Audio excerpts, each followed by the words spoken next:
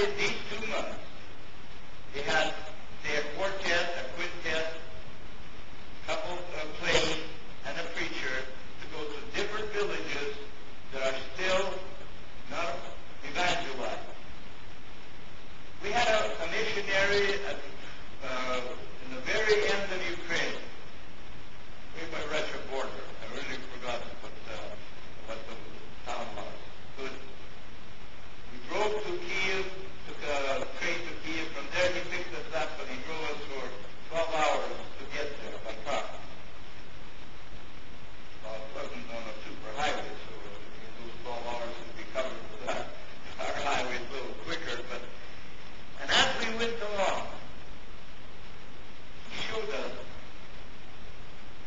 village after village in places where there wasn't a cross, a Muslim signal, or anything that represented religion. And he said, we had missionaries come with a handful of books to tell us how to plant churches. He said, if they were to give us the money for the books, for the money they spent on the books, he said, it would be a lot beneficial. He said, tell us how to have a coffee in there. And furthermore, we don't drink coffee, we drink tea. And then, got the neighbors together. He said, how to evangelize these places? He said, from our church, if we could take a singing group, not the whole choir, and go, and we could get the public hall for free. And he says, once or twice, he says, we've got a church established. The problem that we have, who's going to continue to go there?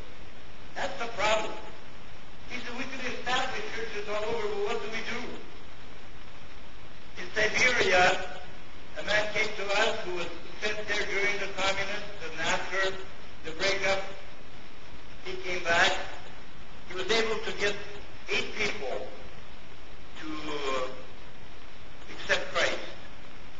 And then when he came back, they kept writing him, brother, you left us here as sheep without a shepherd. What do we do now?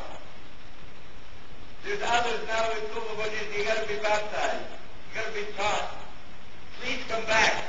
He says, I can't go back. I've got children of my own. So we sent a missionary there, and in 3 or 4 years, today he has a church of 240 members.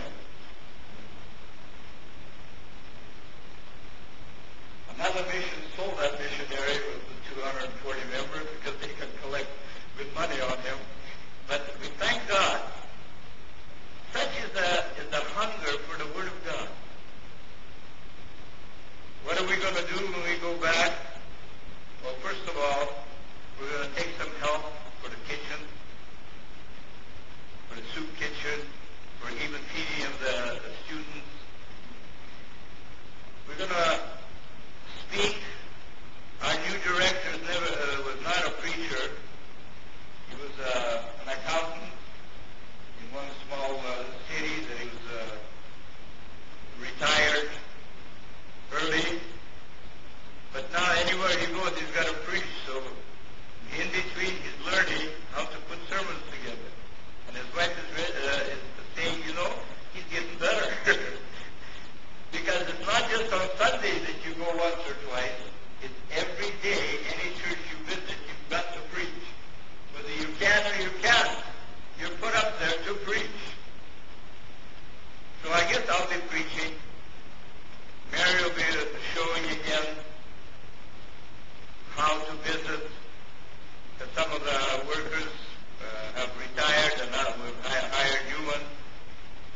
Distribute some clothing that we will take with us. Everything for the cause of the gospel of Christ. I said, that is the only reason. I've never envisioned to bring Ukraine